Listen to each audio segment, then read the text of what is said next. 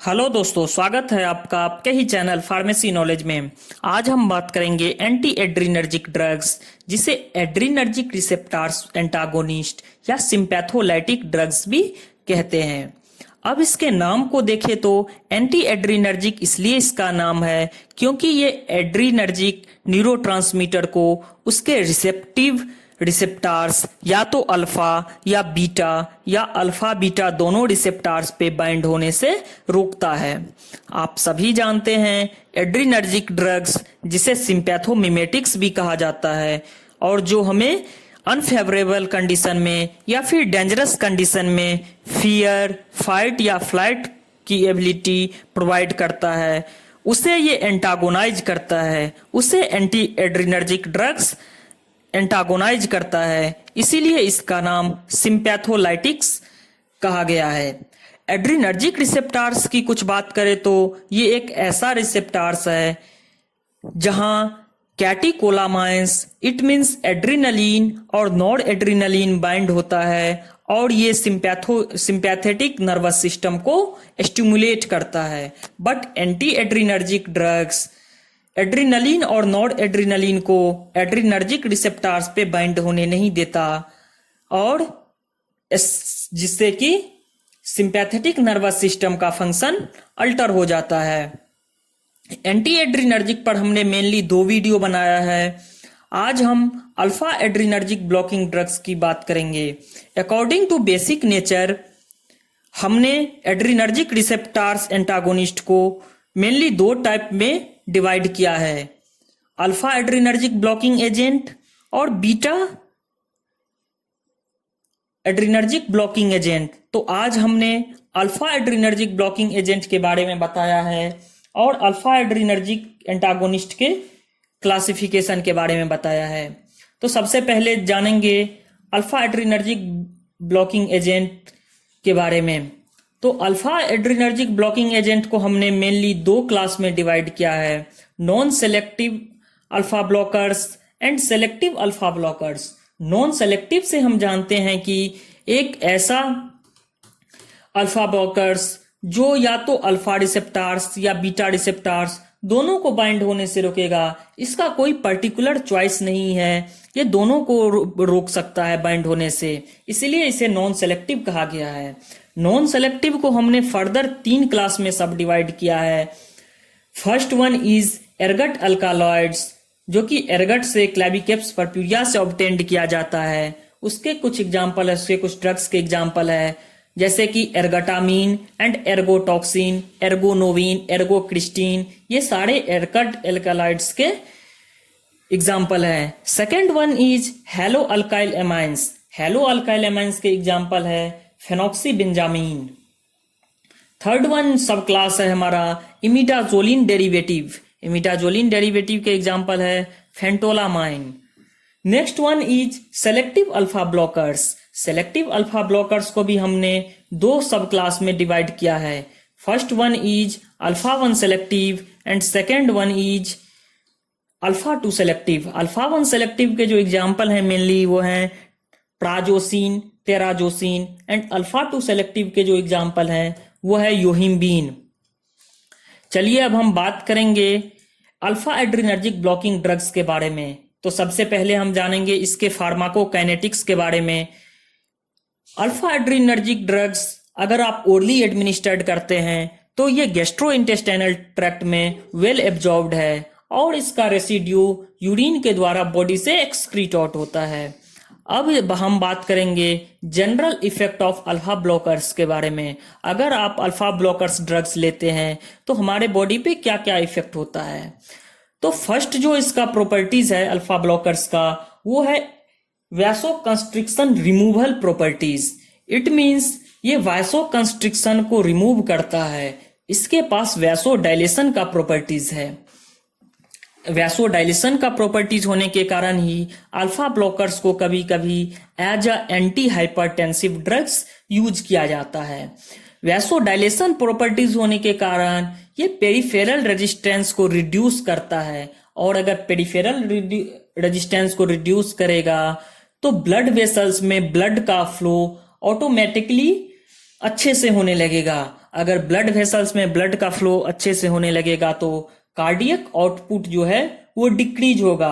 हमारे हार्ट पे जो प्रेशर बन गया है, कार्डियक आउटपुट जो इंक्रीज हो गया था प्रेशर बनने से, क्योंकि ब्लड वेसल्स में बहुत सारे कंस्ट्रिक्शन आ गए थे, तो इसको ये रिमूव करता है, जिससे कि कार्डियक आउटपुट डिक्रीज होगा। और कार्डियक आउटपुट डिक्रीज होगा तो आप सभी जानते हैं ब्लड प्रेशर फॉल होगा, ब्लड प्रेशर गिरेगा, और इसीलिए इसे ब्लड प्रेशर गिरने की वजह से ही इसके पास वैसोडाइलेशन प्रॉपर्टीज है और इसे as a anti hypertensive agent use किया जाता है।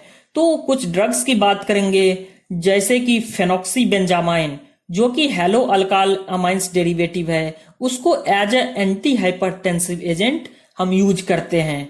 Second one is usages of alpha blocking adrenergic blocking drugs is uses in pheochromocytoma. It means pheochromocytoma से हम जानते हैं ट्यूमर ऑफ एड्रिनल मेडुला, जहां कैटेकोलामाइंस का सिक्रेशन ज्यादा होने लगता है। इसमें ड्रग्स है हमारे फेनॉक्सीबेंजामाइंस, फेंटोलामाइंस। इन दोनों ड्रग्स का यूज हम फियोक्रोमोसाइटोमा की ट्रीटमेंट में करते हैं। फेनॉक्सीबेंजामाइन जो कि हेलो अल्काइल अमाइंस डेरिवेटिव है, इसको हम फियोक्रोमोसाइटोमा के यूज में ट्रीटमेंट में करते हैं। Third effect of alpha blockers is reflex tachycardia.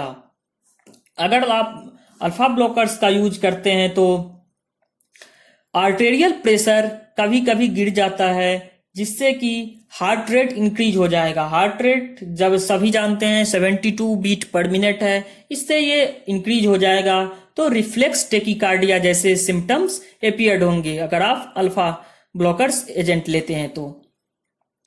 Next one is peripheral vascular disease के केस में भी हम अल्फा एड्रिनर्जिक ब्लॉकिंग एजेंट का यूज करते हैं। इसके एग्जाम्पल लें पेरिफेरल वास्कुलर डिजीज की आर्टेरियोस्क्लेरोसिस एंड थ्रोम्बोएंजिनाइटिस। इस केस में भी हम जैसे कि प्रोजासिन, फेनॉक्सीबेंजामिन का यूज किया जाता है।